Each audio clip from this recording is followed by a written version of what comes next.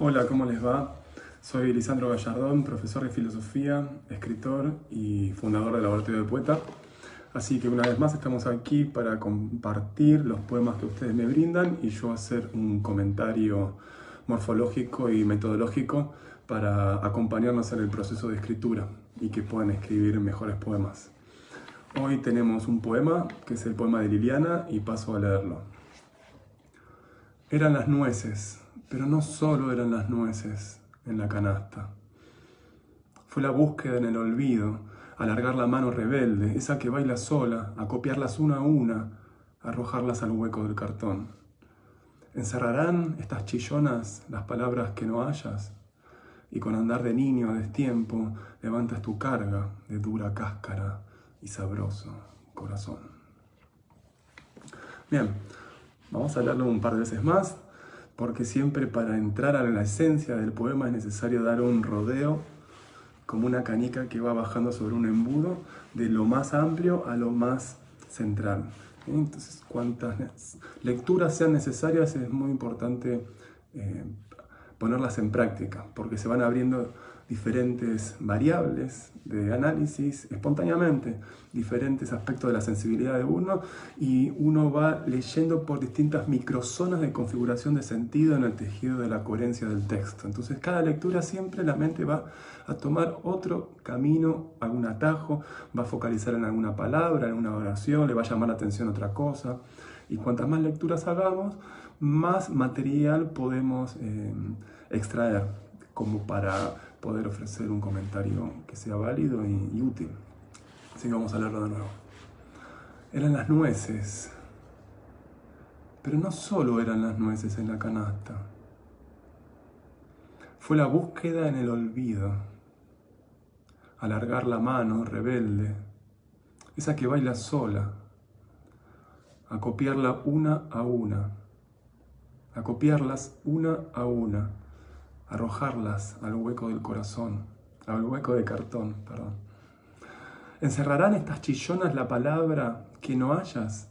Y con andar de niño, a destiempo, levantas tu carga de dura cáscara y sabroso corazón.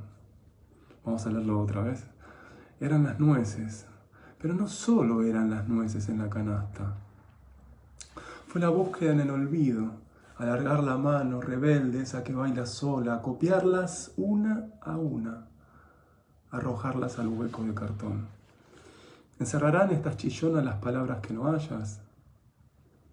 Y con andar de niño a destiempo levantas tu carga de dura cáscara y sabroso corazón. Bien, vamos a hacer, acá Fabián pregunta, hola nuevamente, ¿podría subir otro texto? Perdón por la interrupción. Siempre les propongo que sea un texto por semana y siempre antes de la emisión, así tengo tiempo para organizarlo. Así que en la próxima, Fabián, si te parece. Volvamos al texto. Entonces el texto de Liliana está estructurado en 3 estrofas, ¿no? La primera estrofa, si pueden seguir el link, ahí está el poema, en Google Drive, subido. De la 1 a la 7 tenemos una estrofa. Después la 8 es una oración estrofa y la 9 es otra oración estrofa. Vamos a quedarnos primero con la estrofa número 1, a ver qué otros sentidos y energías ocurren. Nunca pierdan de vista la relación entre sentidos y energías. Los sentidos vienen por las palabras y la combinación de las palabras, que en gramática se llama significado composicional. Pero las energías vienen de la relación íntima entre el experimentante, el lector, a cada uno le resonará distinto el poema, y las palabras que activan esa energía. Siempre la interpretación de un texto tiene como punto de partida el texto, pero como punto de origen el lector. Primera estrofa, poema de Liliana. Eran las nueces. Pero no solo eran las nueces en la canasta. Fue la búsqueda en el olvido. Alargar la mano rebelde, esa que baila sola. A copiarlas una a una, arrojarlas al hueco de cartón. Vamos a ir de a poquito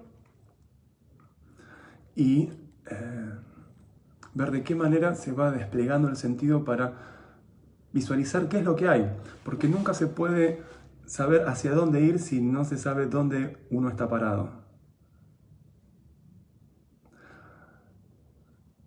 Vamos a quedarnos con la primera estrofa entonces.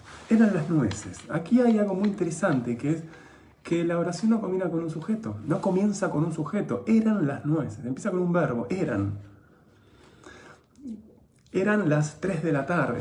Siempre el verbo eran tiene que ver con eran aquellos tiempos, era la época. Era es un verbo que por supuesto es ligero, porque uno no le puede sacar una fotografía perceptiva al verbo. Eran las nueces. Y uno se preguntaría ahí, ¿qué cosa eran las nueces? Pareciera ser que hay un antetexto que está activando una exploración que aquí no está explícita, sino que está presupuesta. Eran las nueces. Como si alguien antes de escribir el poema hubiera preguntado algo, ¿pero qué era aquello que? Y el poema viene a darle una respuesta, ¿no? Eran las nueces. Entonces, este poema ya, desde el primer verso, nos está invitando a una zona anterior y exterior al texto. Eran las nueces. Ah, ya sé lo que era. Pero no estamos leyendo todavía la pregunta interrogativa que justamente nos invita a entender que eran las nueces es una respuesta a algo, porque ese algo todavía no está. Con lo cual tenemos un misterio y un suspenso.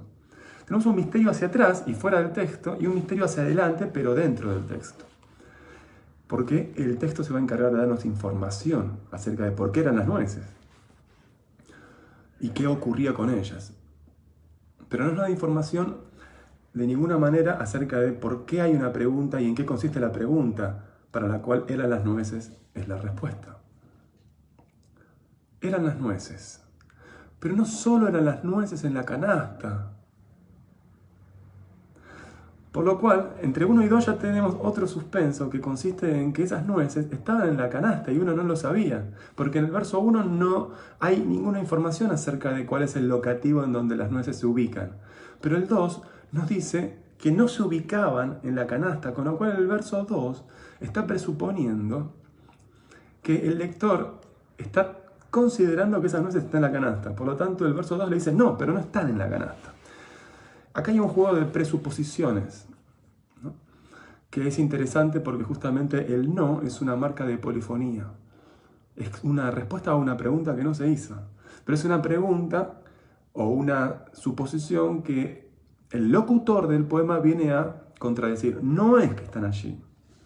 Entonces, este juego de suspenso por un lado, de polifonía por otro, de un presupuesto antetextual, es decir, una escenografía que se plantea antes del texto, son todos muy buenos elementos para comenzar un texto, porque activa el interés. Y el interés mantiene la energía de la exploración en el protexto, es decir, en el texto que continúa. Recuerden que yo llamo a pretexto, dado un punto del texto hacia atrás del texto, dentro del texto. Eso es el pretexto. Hacia atrás, pero aún dentro del texto. El protexto es hacia adelante de cualquier punto de referencia dentro del texto, pero justamente dentro del texto. En cambio, el antetexto, tomando como punto de referencia a cualquier parte del texto, es no solo anterior al texto, sino fuera del texto. ¿Sí? Y el posttexto es un componente de sentido que está ubicado fuera del texto, en el futuro. ¿Sí? Y esto son juegos semánticos, por supuesto, ¿no? Seguimos entonces. Eran las nueces, pero no solo eran las nueces en la canasta. Este solo nos está indicando que hay un intensificador. ¿Por qué? Porque hay algo más que todavía no lo está dando el texto, pero está creando la expectativa. No solo eran las nueces en la canasta. El lector acá se está preguntando, bueno, ¿pero qué más? Con lo cual hay otro activador de interés, ¿no? Hay varios activadores de interés, con lo cual la energía de la expectativa está muy bien asegurada para la continuidad de la lectura. Fue la búsqueda en el olvido, dice el verso 3.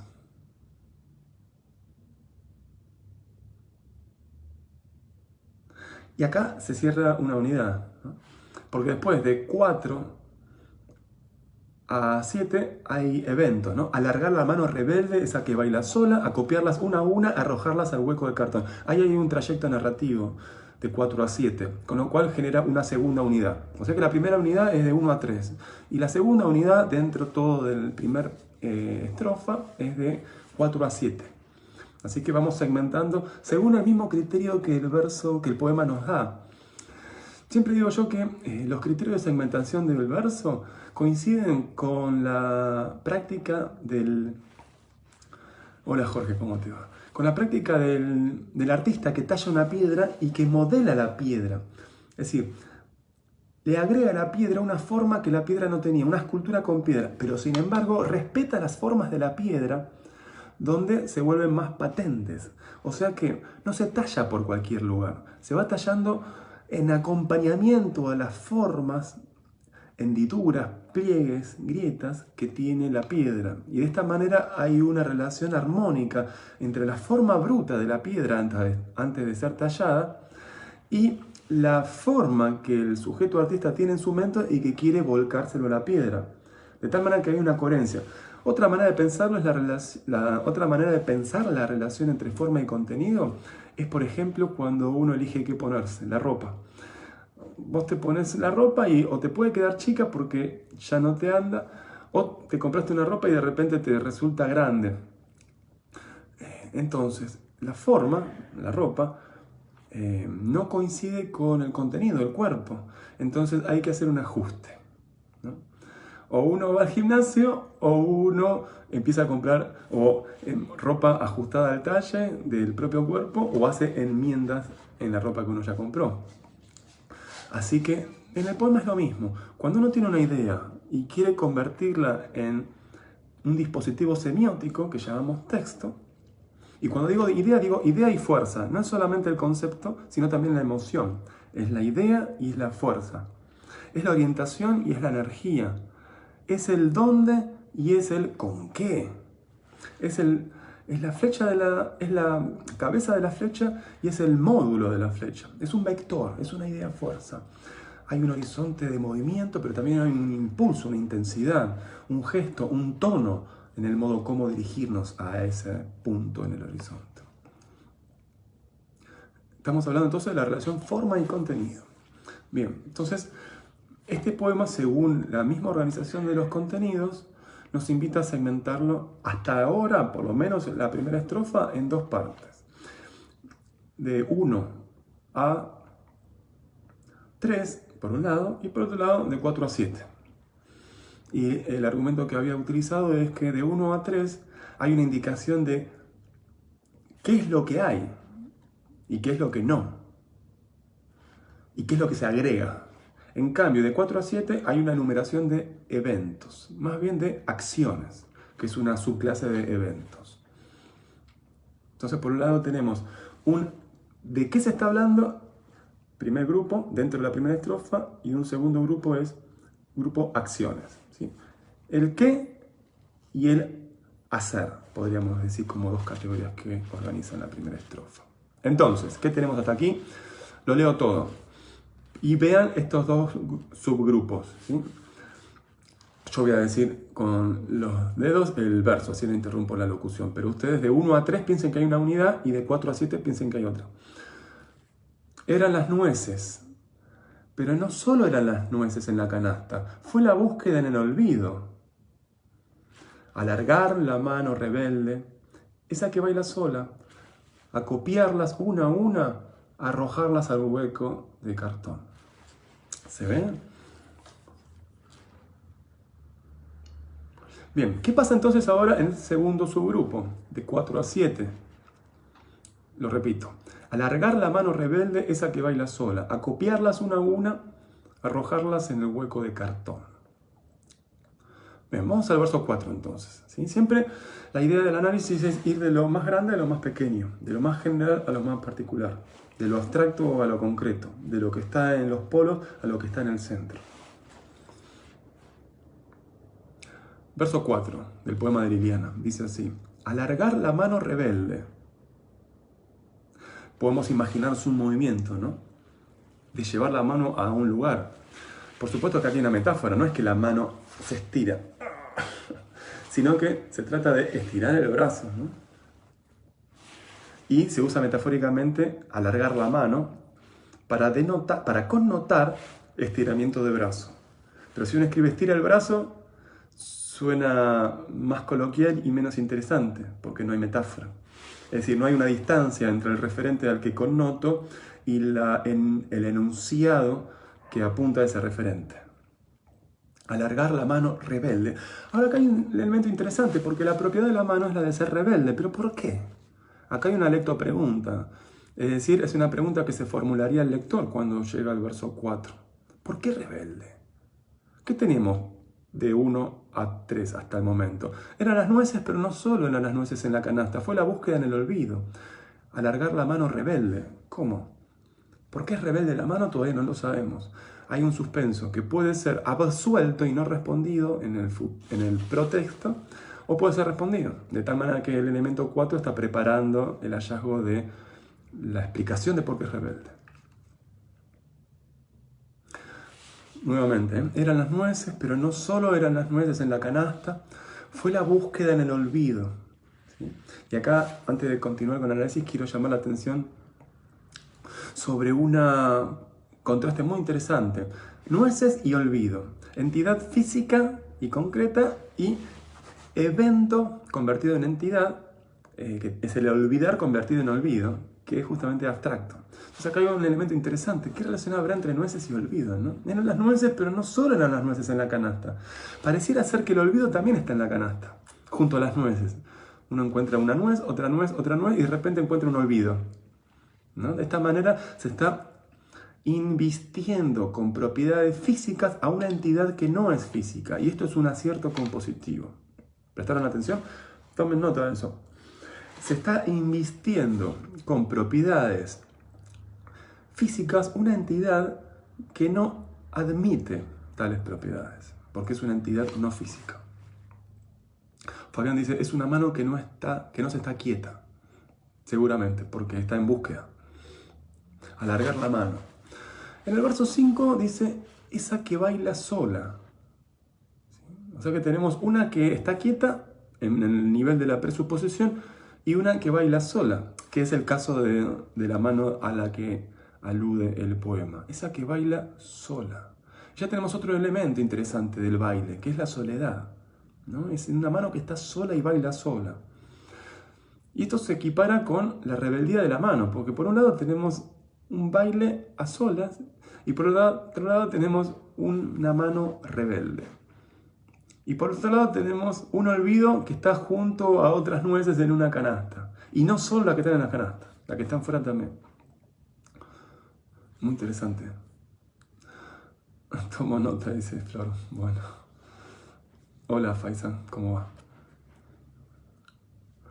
¿Qué pasa entre el verso 4 y 5? El verso 4 es un comentario del verso 5. Alargar la mano rebelde, esa que baila sola. ¿Sí? Por un lado tenemos el movimiento de alargar la mano y por otro lado tenemos el movimiento de bailar de la mano. Ahora, una sutileza de precisión semántica es el verso 5. El verbo bailar puede, o no, les pregunto a ustedes qué opinan, referirse a una propiedad de la mano o a un evento que está tomando lugar en la realidad. Fíjense, alargar la mano rebelde, en principio el verbo alargar no está conjugado, por lo tanto no está en el tiempo. No está ocurriendo. Si yo digo, ella alarga la mano rebelde, entonces sí, el evento de alargar ocurre en el tiempo porque es un verbo conjugado. Pero las tres formas no finitas de un verbo, infinitivo, gerundio y participio, connotan que ese verbo no está en el tiempo. Y esto significa que no hay un sujeto que las esté realizando o un experimentante que las esté viviendo o un objeto que las esté afectando. Entonces acá hay una gran diferencia. Yo quiero describir cosas que están ocurriendo en el mundo de la realidad, poética o no poética, o quiero simplemente identificar una propiedad, pero no decir que está ocurriendo. Miren, si yo digo, por ejemplo, alargar la mano rebelde, estoy describiendo un evento fuera del tiempo. Con lo cual no estoy en una escena de descripción de la realidad actual. No está en el tiempo, no está en la condición humana, no está ocurriendo. En cambio, si yo digo, ella alarga, o más aún, ella va alargando la mano rebelde, ¿sí? No estoy corrigiendo ni evaluando, simplemente estoy ofreciendo distintas interpretaciones de distintas posibilidades para que vean la diferencia, ¿no? En cuanto a la conjugación de los verbos o la no conjugación de los verbos. Y tomarlo como herramienta, cuándo hay que conjugar y cuándo no, y cuándo sienten que el verbo merece ser conjugado, porque ustedes quieren introducirse más a fondo en lo que está ocurriendo y no meramente colocar el verso en un plano de abstracción, como si fuera simplemente una descripción de conceptos y no una descripción de hechos. Veo la mano alargarse rebelde. Ahí el veo es el que tiene es el verbo conjugado. Veo la mano alargarse. Ahora, ahí también alargarse no está en el tiempo, porque justamente es un verbo infinito. Lo que está en el tiempo es veo, no alargarse, porque alargarse es un verbo no finito, ¿no? Recuerden, infinitivo, participio y gerundio. Infinitivo es estos dos verbos que terminan en ar, er o ir. Gerundio, ando, yendo, y participio, ado, edo, ido. ¿Sí? Elijan qué sufijo van a darle a su verbo. Primera decisión, quieren que sea un verbo conjugado o un verbo no conjugado. Y después, si es conjugado, tienen un montón de alternativas según los tiempos verbales y los modos verbales y, por supuesto, las personas, singular o plural, y el pronombre, yo, tú, él.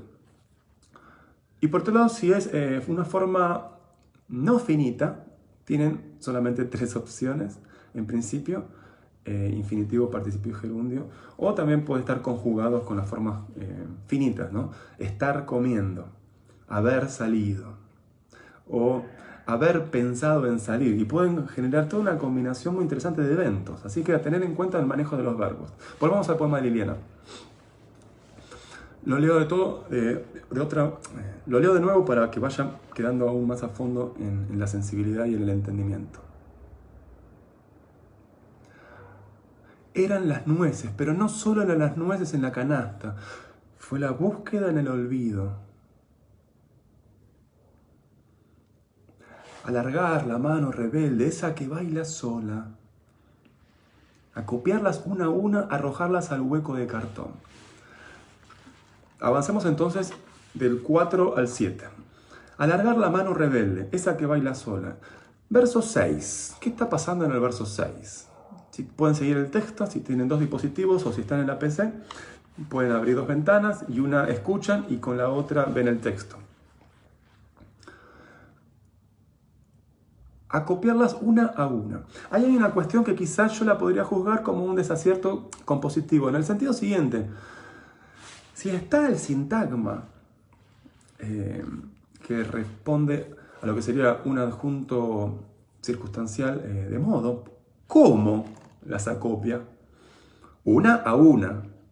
Si está el sintagma adverbial, la primera pregunta que uno se haría es ¿cuál es la motivación del locutor para introducir este contenido una a una?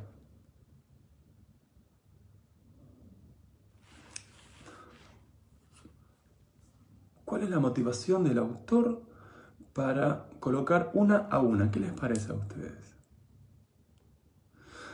Fabián dice, vuelve a las nueces en el 6. No sabría a qué te referís, Fabián, si puedes explicitar tu pregunta. La pregunta que yo formulo en principio sería, ¿cuál es la motivación del autor a colocar una a una? ¿Qué les parece a ustedes? Recibo los comentarios ahí, los voy leyendo.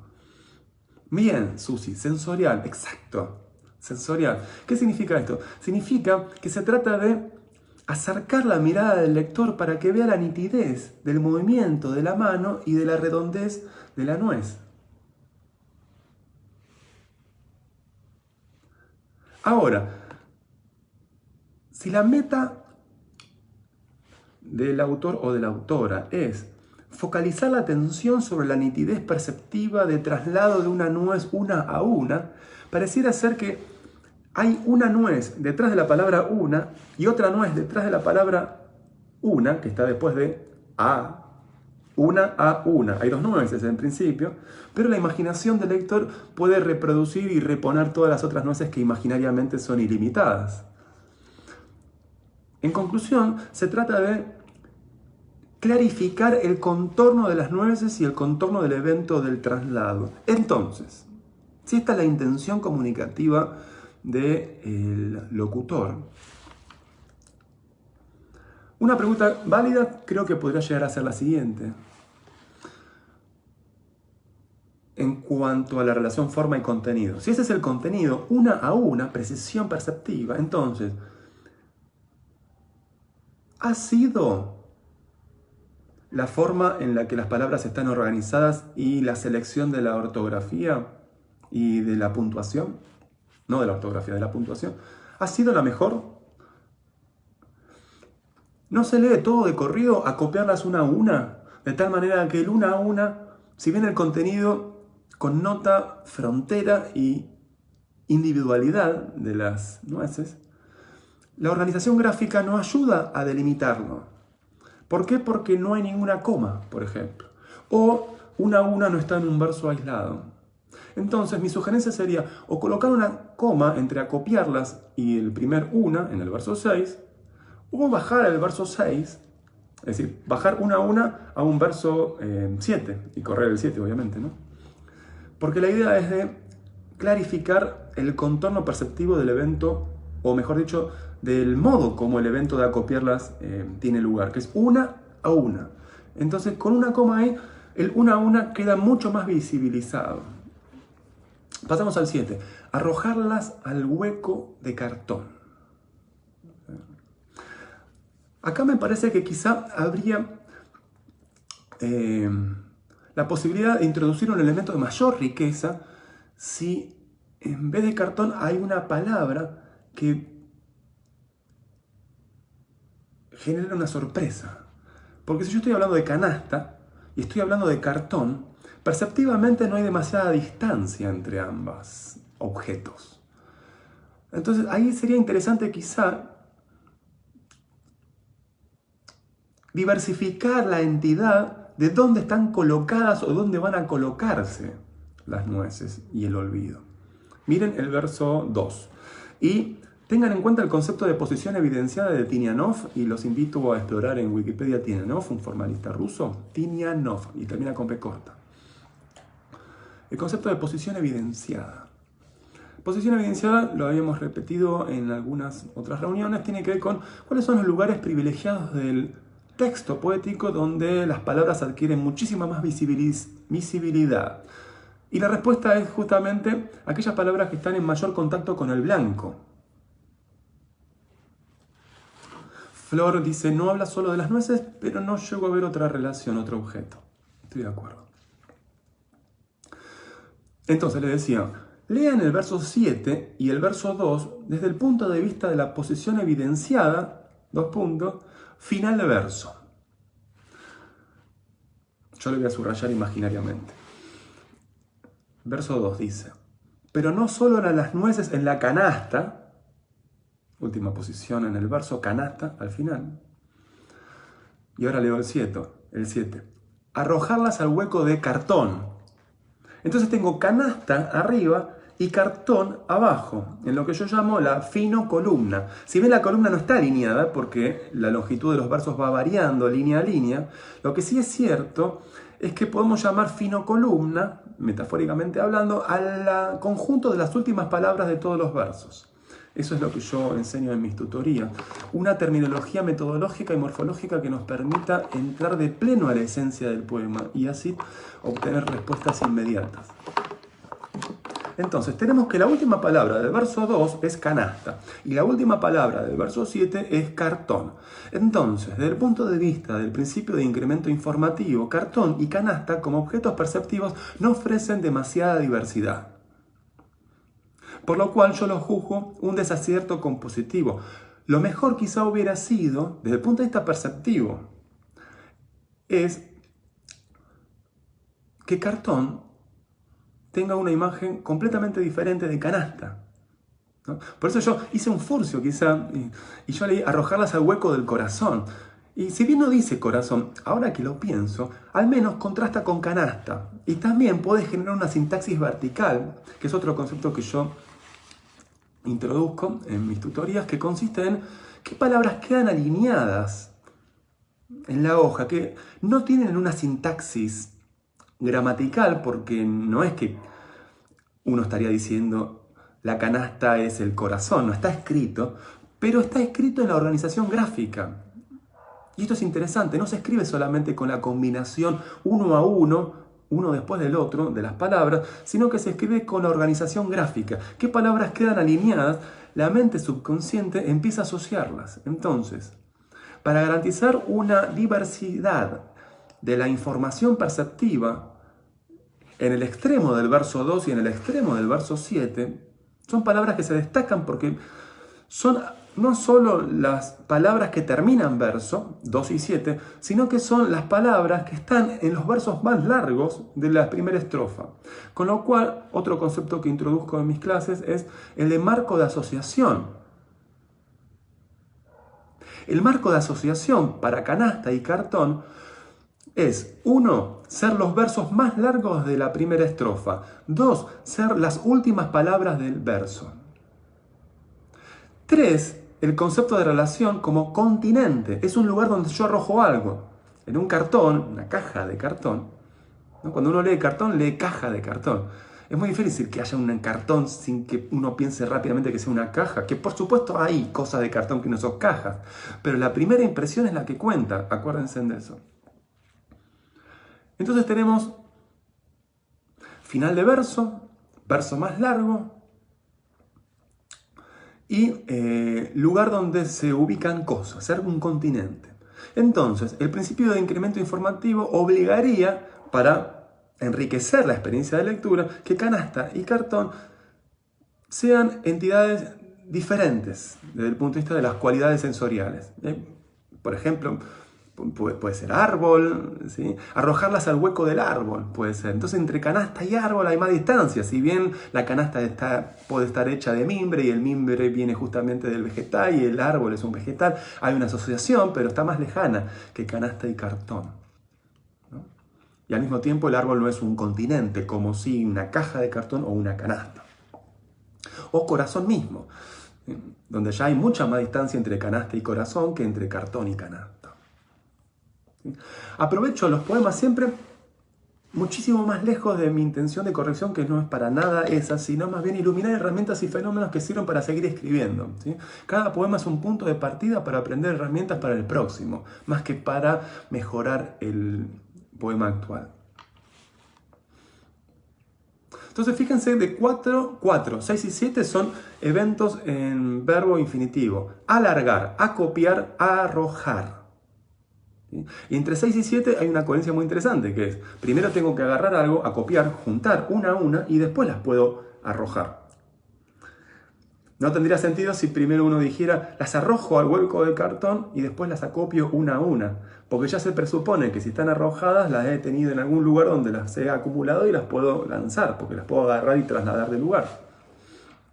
Entonces hay una coherencia en el trayecto interpretativo que va de un lugar a otro lugar, del lugar del acopio al lugar del relleno, el lugar donde se van a arrojar. De tal manera que acá tenemos todo un elemento interesante en la estrofa número 1, en la que predomina nueces y lugar de contención de las nueces y elementos de extrañación momentáneos que tienen que ver con que junto a las nueces están el olvido y que la mano que agarra, 1, es rebelde y 2, baila sola. Entonces, es interesante, ¿no? Quizás desde un punto de vista psicoanalítico. Mis conocimientos en psicoanálisis freudiano no son muchos, pero uno podría decir, ¿cuál sería la relación que hay entre esta mano y esta nuez? ¿Por qué acoplarlas y después arrojarlas? Y a un hueco de cartón, ¿no? El cartón es una entidad endeble y de poco valor comercial. Uno podría decir que el cartón no es oro o platino. El cartón tiene un valor simbólico de no tener demasiado valor comercial, ¿no? Y esto también estaría indicando el valor de aquello que se arroja en algo que no tiene demasiado valor, como por ejemplo nuez, ¿no? ¿Qué pasa en 8? ¿Qué pasa en 8? Vamos a hacer la lectura. 8 es una pregunta. Y fíjense que tenemos una estructura de bordadura en cuanto a la variable actos de habla. ¿Qué significa eso? Acuérdense, actos de habla. Actos de habla es, por ejemplo, asertivo. Hoy es una bella noche. Interrogativo. ¿Será mañana un bello día? Imperativo. Dios, iluminame el camino. Etcétera. Hay un determinado conjunto de actos de habla que es justamente aquello a través de lo cual puedo usar el lenguaje para manipular acciones, es decir, pedir información o objetos o acceso, ¿no? ¿Podría preguntarte si mañana va a llover? El permiso, ¿sí? Entonces, hay muchos actos de habla. Es muy importante la introducción de los actos de habla en un poema porque le dan este sabor de frescura de que hay un ser humano hablando y no un texto como un conjunto de manchas gráficas que apuestan a la interpretación del lector para que adquieran vitalidad. Siempre el poema tiene que generar la ilusión de que hay un ser humano de carne y hueso hablándote a los ojos. De esta manera se crea la escena íntima, y estamos hablando en el poema lírico, ¿sí?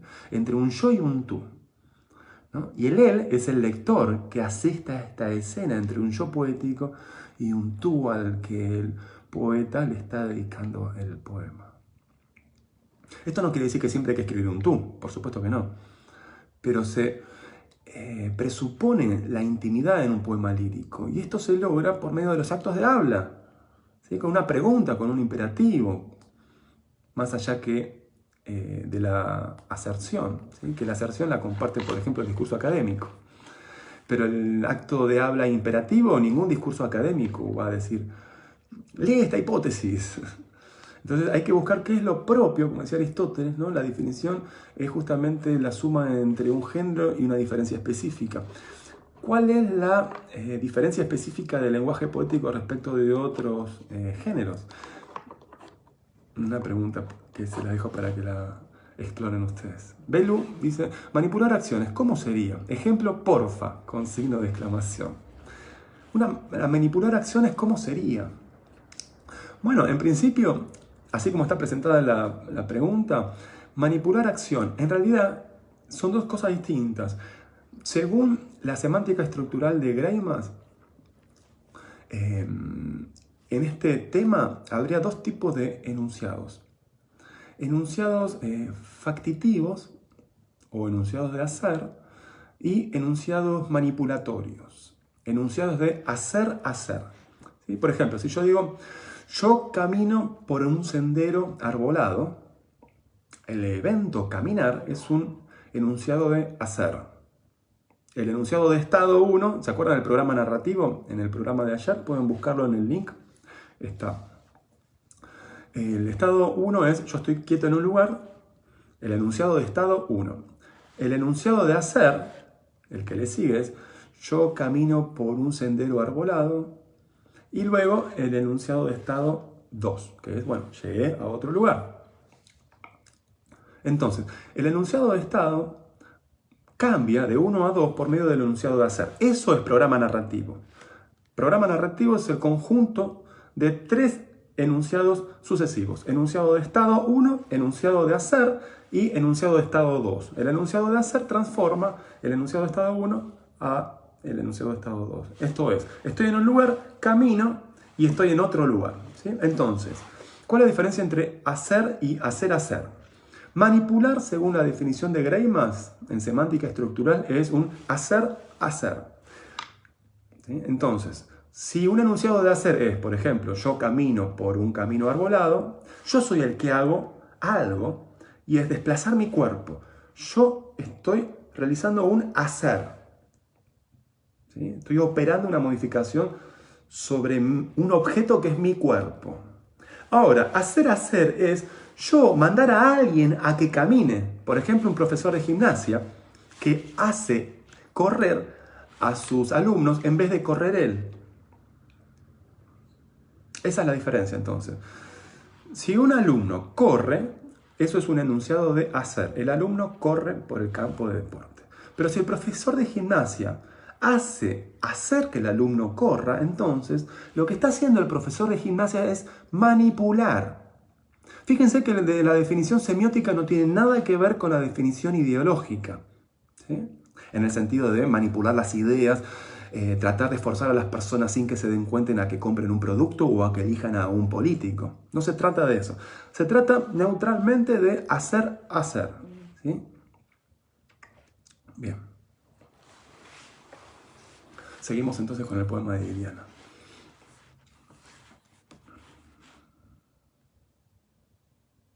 Vamos a leerlo de 1 a 7 para volver a entrar al poema.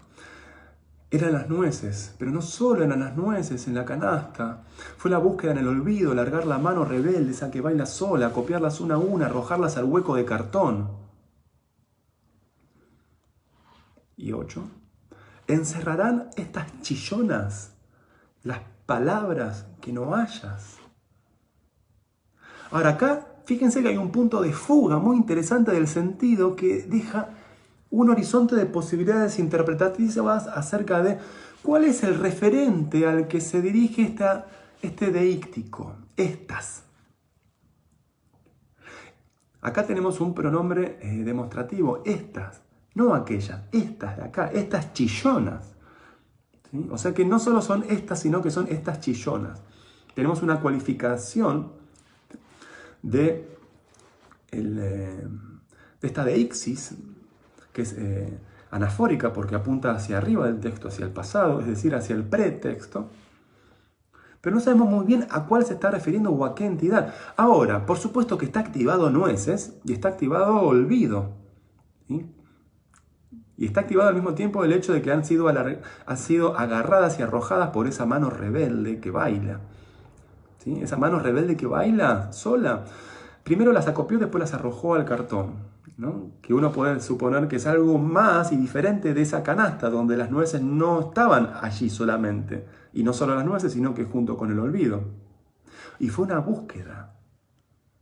¿Sí? O sea que es posible que no todas las nueces hayan sido alcanzadas.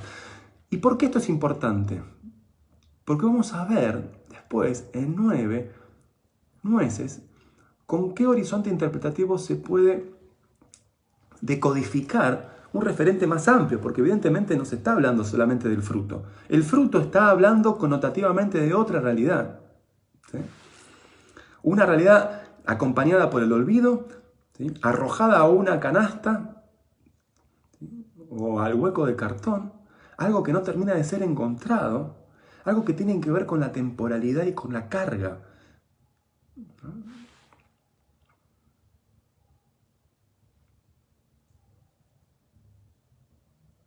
Jorge dice, lee tu libro, sería, no sé a qué te referís, Jorge. Si puedes explicitar, lo mencionamos de nuevo. 8 entonces dice, encerrarán estas chillonas las palabras que no hayas. Estas chillonas, inevitablemente, fíjense, otra vez por marco de asociación, un concepto muy importante, tenemos que el verso 8 coincide con el verso 1. En el marco de asociación, ser primer verso de estrofa. Claro, en el verso 8 tenemos una sola estrofa de un solo verso, de una sola oración. En cambio, en la línea 1 tenemos un verso de una estrofa. Y al mismo tiempo es un verso cuya oración comienza pero no termina allí. Entonces, eran las nueces, verso 1, la primera línea de la estrofa, coincide con la 8 en cuanto a ser primer línea de estrofa. Ahí está el marco de asociación, ser la primera línea de la estrofa. Eran las nueces, verso 1, y encerrarán estas chillonas las palabras que no hayan, ¿sí? Estrofa 2. O sea que estas chillonas inevitablemente están muy atraídas a que sean justamente las nueces. Eran las nueces, pero no solo eran las nueces en la canasta, fue la búsqueda en el olvido. O sea que las nueces y la búsqueda en el olvido serían estas dos cosas que han sido arrojadas al hueco del cartón. Y son ellas las chillonas.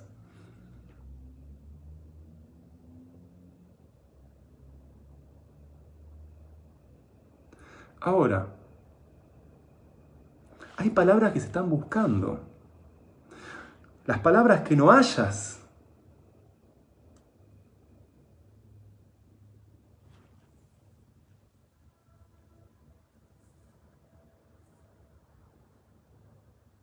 Jorge dice, a ver, como verbo de hacer, lee tu libro. Exacto, lee tu libro sería un enunciado manipulatorio en el sentido de que el evento final va a ser el de leer un libro, si es que el destinatario del mandato lo cumple. Pero el evento lee sería un evento que manipula porque justamente es un hacer que tiene como contenido otro hacer. ¿Sí? A ver, Fabián tiene otro comentario y dice, pero sí, en el verso 8 se refiere a nueces. Sí. ¿Por qué serían las nueces chillonas? Las nueces chillonas. ¿No podría estar hablando de las manos? Vamos a probar esa hipótesis. Leo hasta el momento. Eran las nueces, pero no solo eran las nueces en la canasta. Fue la búsqueda en el olvido, alargar la mano rebelde, esa que baila sola, copiarlas. Una a una arrojarlas al hueco de cartón. Encerrarán estas chillonas. Bien. Fabián, creo, según mi lectura, que no podrían ser las manos por una cuestión de cohesión lingüística. ¿Qué quiere decir esto? Fíjate el número de mano. Es una mano, no son las manos, es una mano. Alargar la mano rebelde. En cambio, nueces son muchas. Hay un plural. Ahora, cuando vemos chillonas y estas chillonas, la marca de pluralidad indefectiblemente nos va a llevar a aquella entidad que tenga la misma marca de pluralidad y no a una que no la tenga. Así que por una cuestión de canalización según la red de cohesión, inevitablemente vamos a asociar, por sintaxis básicamente, que se trata de nueces y no de mano. Ahora, semánticamente, es posible que si la última entidad activada fuera mano, entonces chillona podría enviar una energía asociativa muy suave a esa última entidad activada. Pero en este caso es hueco de cartón la última entidad activada. Ni siquiera mano.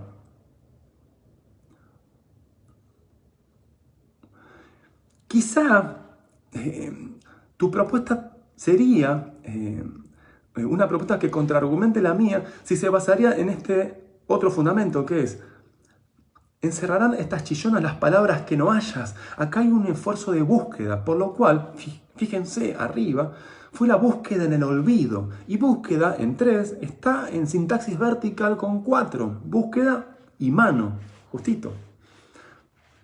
De tal manera que, si la mano está buscando, por una sintaxis vertical invertida, porque se va de abajo hacia arriba, entonces hay una relación entre el buscar y la mano. Así como hay una relación entre las palabras y el no hallazgo. Y rápidamente, cerquita de palabras, está chillonas, estas chillonas. Con lo cual, quizá estas chillonas podrían llegar a asociarse a manos. Pero más que a manos está refiriéndose, según mi lectura, a aquello a lo que la mano agarra. Y básicamente porque está reforzado por la pluralidad, la marca de la S. ¿Sí? Eran las nueces. Estas chillonas, en cambio, alargar la mano, ¿no? Es como que si mirara desde abajo la asociación que pasa y no llega a agarrarla, porque no tiene el sufijo con la marca de plural, entonces la mente no la va a asociar.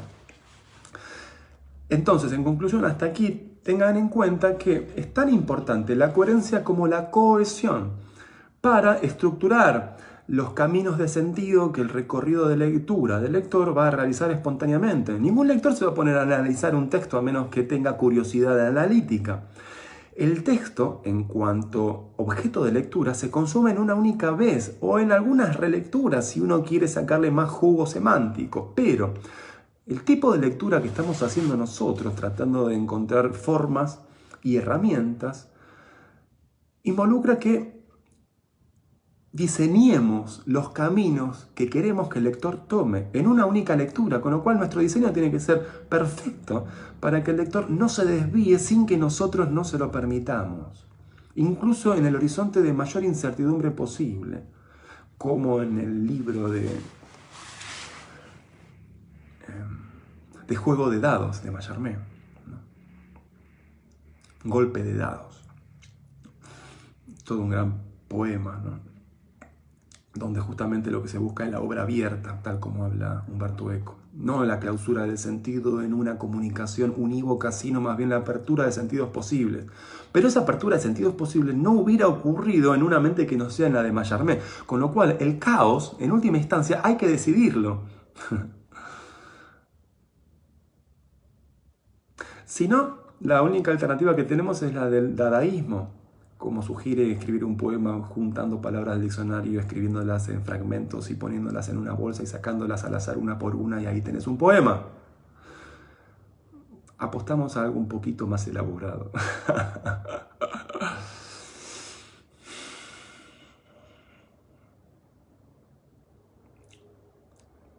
¿Encerrarán estas chillonas las palabras que no hayas? Muy interesante aquí.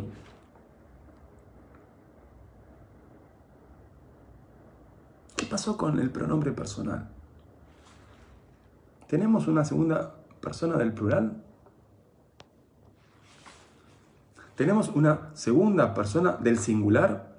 Fíjense y presten atención a el pronombre personal. A ver si aparece la segunda, un tú sería en este caso. Eran las nueces, tercera persona.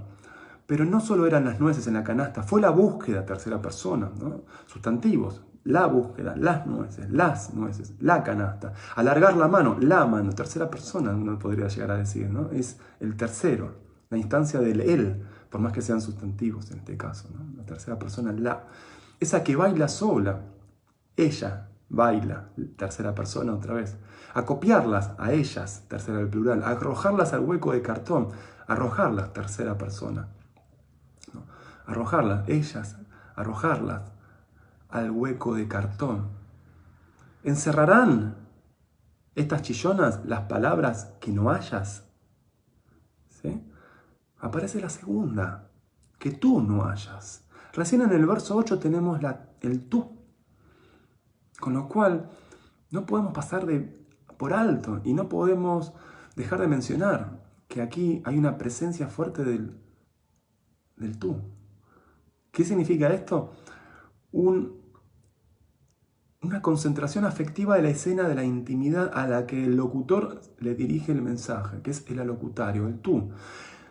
Tú no estás hallando algo. ¿Encerrarán las chillonas las palabras que no hayas? Tú no estás hallando algo. Y el locutor se pregunta si el alocutario, el tú del no hallar, quizás las pueda encontrar. Porque el estado del no hallar está en manos del alocutario. Porque está presupuesto. ¿Encerrarán estas chillonas las palabras que tú no hallas? Es como si el locutor dijera, usted no halla estas palabras. Muy bien. Entonces, yo, locutor, me hago la pregunta, ¿usted hallará estas palabras? ¿Encerrarán estas chillonas las palabras que usted no halla? ¿Cómo es posible que las almendras encierren a las palabras? ¿Encerrarán estas chillonas las palabras que no hayas? Las palabras son un elemento que puede ser encerrado por las nueces. Las palabras son un elemento que pueden ser al mismo tiempo acopiadas por esas manos rebelde y solitaria que baila, ¿no? Y que las saca del hueco del corazón. La idea del encierro también tiene que ver con la idea del hueco, ¿no? Y están muy pegaditos, 7 a 8. arrojarlas al hueco del corazón, encerrarán, con lo cual hay una relación asociativa muy directa entre 8 y 7. Fabián pregunta, ¿por qué serían las 9 chillonas? No entiendo la pregunta. Ah, las nueces. Misterio poético.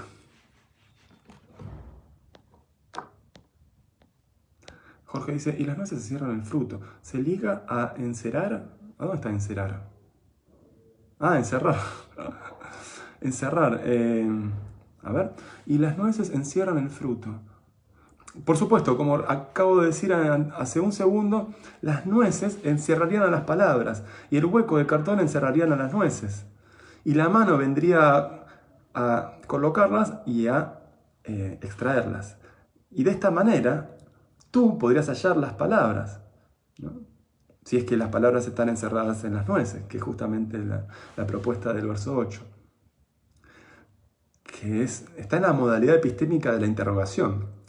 Esto es muy interesante. Modalidad epistémica. ¿Qué es una modalidad epistémica? Es justamente la actitud que tiene el locutor acerca del estado de cosas que está describiendo. Por ejemplo, hoy es de noche. Primer nivel, el de afirmación. Pueden tomar nota, voy a ir lento. Como título pueden poner modalidad epistémica. La actitud proposicional que tiene el locutor al momento de cualificar modalmente un enunciado. No es lo mismo decir llueve que decir llueve, que decir creo que va a llover, que decir sospecho que no va a llover. Hay muchas actitudes proposicionales epistémicas, que es el grado de compromiso con el estado de cosas. Entonces, primer estado es la afirmación. Afirmo que está lloviendo.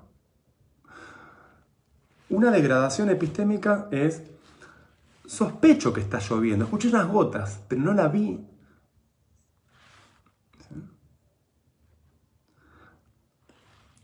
Una degradación más del compromiso epistémico es ¿puede estar lloviendo o no? Que es justamente la pregunta. ¿Está lloviendo? 50 y 50. Si afirmación es 100% y sospechar que está lloviendo es 75% del compromiso del locutor acerca de lo que describe, entonces preguntar es 50 y 50, miti miti. Y desde este punto medio tenemos hacia arriba 2 grados y hacia abajo también 2 grados. O sea que, fijémonos, tenemos pregunto si llueve 50 y 50. ¿Me voy para arriba? Sospecho que está lloviendo. Tengo cierta información, pero no podría garantizarte. Y 100%, sí, absolutamente llueve. Me estoy mojando acá abajo de la parada del colectivo. Volvamos al 50%. 50 y 50. Que sí, que no. Pregunta. Ahora, para abajo tengo dudo. Por ejemplo, de que mañana vaya a llover. Dudo. 90% sol, no hay probabilidad de lluvia. Bueno, dudo que llueva. O, si ya es mañana, niego que está lloviendo, en pleno sol, que es lo mismo que la afirmación, pero por la negativa. ¿Sí? Así que ahí tienen las 5 modalidades epistémicas. Repito entonces, afirmación 100%, sospecha 75%, pregunta 50%, duda 25% de la actitud proposicional de comprometerse con el estado descrito y 0%. Bien, en la negación, ¿verdad? Ok. Entonces, el verso 8 es una pregunta. ¿Encerrarán sí o no? Y es una pregunta absolutiva porque la única posibilidad de respuesta son 2, o sí o no. Hay otras preguntas que no son absolutivas, sino más bien que son parciales o de referencia. Por ejemplo, ¿cuántos años tienes? No puedes decir sí o no. En cambio, si yo digo, ¿está lloviendo? No hay otra posibilidad que decir sí o no, o tal vez sí o tal vez no, o sospecho que sí o sospecho que no, pero los dos índices de polaridad es sí o no. En cambio, ¿cuántos años tienes? O ¿dónde está el celular? Son preguntas cuya respuesta no puede ser nunca un sí o un no. ¿Dónde está el celular? Sí. Esto se distingue bien en gramática. Les recomiendo la lectura de esas partes en la gramática de la Real Academia Española. ¿Encerrarán estas chillonas las palabras que no hayas? La actitud proposicional del locutor entonces es la de una modalidad epistémica de pregunta. Y el tipo de pregunta es una pregunta absolutiva. Por sí o por no. Bien, entonces estamos componiendo la escenografía del poema, ¿sí? Tenemos unas nueces. Tenemos que no solo están en las canastas. Hay una búsqueda en el olvido. Hay un alargar la mano hacia el olvido, hacia las nueces. Y hay un juntarlas. A las nueces, al olvido, a ambas, ¿no? Y arrojarlas a un lugar disfórico. Acuérdense la categoría de timicidad. Euforia positivo, disforia negativo, aforia neutro. Estoy feliz, euforia. Estoy triste, disforia. Estoy neutro. Y el 9, a ver qué pasa en el 9. Y con andar de niño a destiempo levantas tu carga de dura cáscara y sabroso corazón. Muy hermoso final. ¿Qué pasa en el 9 entonces? ¿Y cómo reintegra elementos de los versos anteriores? Lean conmigo. Y con andar de niño a destiempo. Acá es interesante porque el destiempo, si bien sintácticamente viene luego de niño, semánticamente se asocia al andar. El andar es a destiempo, no el niño. Y acá ahí lo que ocurre es algo muy enriquecedor, como un acierto compositivo, que consiste justamente en predicar una propiedad de un objeto o sujeto que en el nivel de la continuidad perceptiva se asocia a una entidad en particular. Es decir, destiempo viene seguidito de niño, ¿no? O sea que el niño está a destiempo, gráficamente, perceptivamente. Pero gramaticalmente no, sintácticamente no. Destiempo es algo que se predica como adjunto circunstancial de modo a el andar. Pero como elemento perceptivo semántico, en su posición inmediatamente posterior a niño, destiempo afecta a niño. Digamos rápidamente, destiempo afecta perceptivamente a niño en la continuidad del flujo de lectura sobre el texto, porque viene exactamente después de niño. Si yo dijera, por ejemplo, árbol, después de niño, pero árbol comenzaría otra oración, por ejemplo, y con andar de niño, punto. El árbol extiende sus ramas hacia el horizonte. Entonces, árbol estaría modificando a niño y niño estaría modificando a árbol, simplemente porque está en una relación de contacto perceptivo. Y esto ocurre en la lectura poética, porque hay una temporalidad muchísimo más lenta y una fronteridad de los lexemas, de las palabras, muchísimo más difusa. Esto quiere decir que los invito a pensar a las palabras como pequeños líquidos que se van mezclando unos a otros en el vaso de la lectura.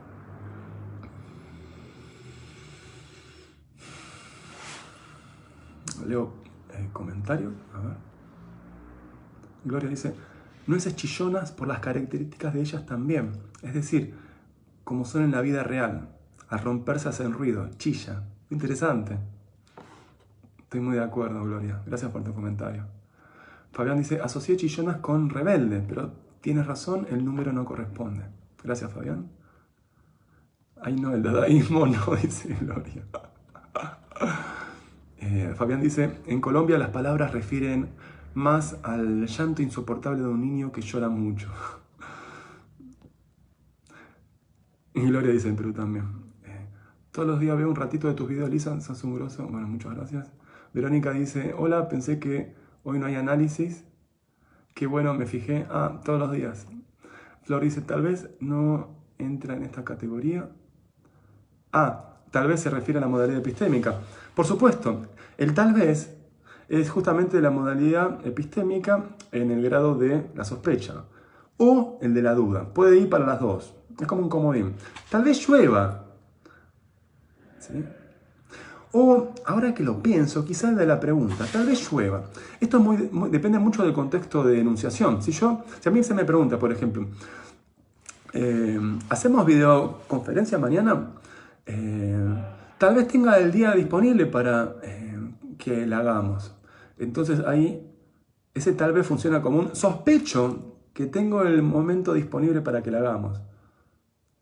Ahora, si mi actitud es que realmente no tengo tiempo mañana para hacer la videoconferencia, tal vez pueda, te aviso, ¿no? El tal vez en realidad está ocultando un dudo que pueda, ¿no? Muchas veces usamos el tal vez para ocultar un definitivamente no, pero para ser más amables. Hay una cuestión de decorativismo social a veces, cosa que yo no comparto, pero a veces también son las reglas del juego. Tal vez, ¿no? A veces depende entonces con qué actitud yo digo tal vez, pero básicamente pueden funcionar para las tres, o para sospecha, tal vez llueva, como diciendo sospecho que va a llover, o tal vez sí, tal vez no, para estar en el lugar de la pregunta, ¿sí? 50-50, o como duda, es decir, 25, tal vez sí pueda, pero ya sé que no tengo tiempo. Jorge dice, si pongo una coma después de niño, ¿sí cambia? Ah, no, sí, cambia. A ver, poner una coma después de niño, ¿dónde está el niño acá? Ah, y con andar de niño, coma, a destiempo, levantas tu carga de dura cáscara y sabroso corazón. Claro, ahí te encierras a destiempo entre comas. Claro, ¿cuál sería la función de encerrar entre comas a destiempo? Uno, de ponderar perceptivamente el adjunto circunstancial de modo. Quiero que se note que es a destiempo. No quiero que el flujo acuático de la lectura nade sin pasar por esta costa. Y quiero que se detenga en la costa y que después siga nadando la lectura. Y con andar de niño, llegué a la costa, estaba nadando a destiempo. Descanso un rato en esa costa y después me voy a seguir nadando. Levantas tu carga, etc. ¿Sí? Piensen que la lectura es como estar nadando en un océano. Y si ustedes ponen entre comas algo, es como que lo llevan al lector a una costa, lo hacen pasar un momento y después lo mandan a nadar de nuevo. Pero si no pongo costa, lo mantienen nadando constantemente. Entonces o se cansa o para él va a ser todo agua. O no se detiene a ver. Entonces el encerrar entre comas funciona justamente como un detenimiento en el flujo de lectura para visibilizar el horizonte de lo recorrido hasta el momento y al mismo tiempo ponderar la percepción de lo que está encerrado entre comillas. Ahora, no es necesario asegurar la desambiguación porque a destiempo, indefectiblemente, por regla sintáctico-gramatical, afecta a andar y no a niño. Yo simplemente había dicho que destiempo afecta a niño solamente en una continuidad perceptiva. Bien, vamos para ir finalizando el comentario acerca de este poema, ver de qué manera en el verso 9 integra contenidos o abre claves de sentidos para reinterpretar lo que ha sido leído. Y con andar de niño a destiempo, y tenemos, fíjense, ya andar, no podemos no pensarlo a la maino rebelde que baila sola. Andar de niño, el niño a solas también. El niño a destiempo, porque es rebelde, es un no tiempo. Y no solo lo que está en la canasta, hay una dimensión de la otredad. En el verso 2, no eran las nueces de la canasta. Hay otra marca de otredad en el verso 3, olvido. Y otra también en el 3, búsqueda, es decir, la presencia de lo que no está presente y por eso se lo busca. Hay otra otredad en el destino a donde la mano se alarga. ¿Hacia dónde se alarga? No tenemos el punto destino en 4 todavía. Sabemos que se alarga, pero no hacia dónde. 5, otro elemento de otredad, otra marca semántica de otredad es en la palabra sola, la soledad. Y otra marca de otredad, y cuando digo otredad, digo punto de fuga, extrañamiento, más allá de, por fuera de la zona de control y la zona de aseguramiento simbólico. En 7 tenemos el hueco, por donde se filtra el agua, por donde se filtra el control de la realidad, por donde asoma el inconsciente, por donde se filtra la noche, el hueco. Encerrarán estas chillonas las palabras que no hayas. Nuevamente, el no hayas de 8 se relaciona con la búsqueda por un lado y el olvido por otro en 3. y con andar de niño. ¿Sí? Acá el niño está relacionado con el cartón, el niño hace juegos con el cartón y al mismo tiempo el niño tiene que ver con el alimentarse, con las nueces y con el baile. A destiempo, levantas tu carga de dura cáscara, ¿no? Piensen en la nuez ahí y la cáscara como algo que es duro y es una carga, pero ya no es la carga de una nuez, es la carga de todo lo que simboliza la nuez. Y sabroso corazón.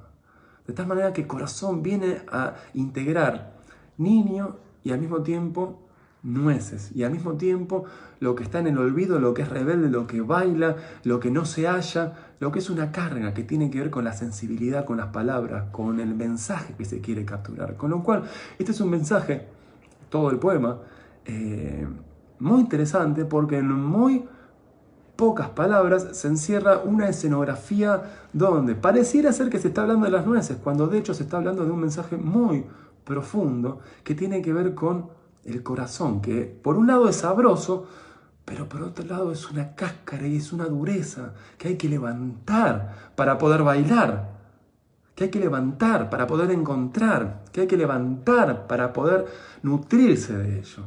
Esta es una afirmación de la vida, pero también con el tono de la pregunta. ¿Tengo lo suficiente para poder afirmarme en la vida? ¿Encerrarán estas chillonas las palabras que no hayan? ¿Tengo lo suficiente para encontrar sentido a la vida? En el sentido de que justamente tengo que encontrar las palabras que están contenidas en este objeto que son las nueces, pero para ello tengo que romper la cáscara, la dureza y levantar el sabroso corazón y ponerlo a bailar, como las manos que son rebeldes y bailan, pero sin embargo se tienen que hacer cargo de una cáscara pesada y dura que no necesariamente está en el hallazgo, sino también en el olvido. Gloria dice, sospecho que se refiere a un anciano. Susi dice, se refiere a una persona que no es de fácil llegarle sentimentalmente. Gloria dice, dura cáscara por la piel, el pesar de los años y sabroso corazón, la alegría de vivir. Les agradezco los comentarios que han realizado y le agradezco profundamente a Liliana por haber compartido este poema. Y de esta manera damos por terminado el encuentro de hoy y mañana quiero invitarlos a una exposición en el mismo momento acerca de la esencia de la creación poética. Es un conjunto de palabras que voy a enunciar y poemas y cuentos que voy a leer para contarles cuál es mi idea acerca del proceso creativo y concretamente la escritura del poema. ¿En qué consiste la producción de un texto estético a partir de la vida y que tiene como punto culminante el poema? ¿Sí? Esto va a ocurrir mañana a las 10 y la propuesta sería leer también los poemas que ustedes me brinden en ese momento. Así que a compartir, a invitar a amigos a que disfruten de esta experiencia. Y no se olviden de suscribirse a mi canal YouTube, a apoyar el canal YouTube si les gusta videos de este tipo. No duden en dar me gusta, en compartir y en hacer comentarios que me inspiran y me mantienen acompañado en este proceso. Les mando un abrazo grande y espero que apliquen las cosas que hemos charlado juntos. Chao.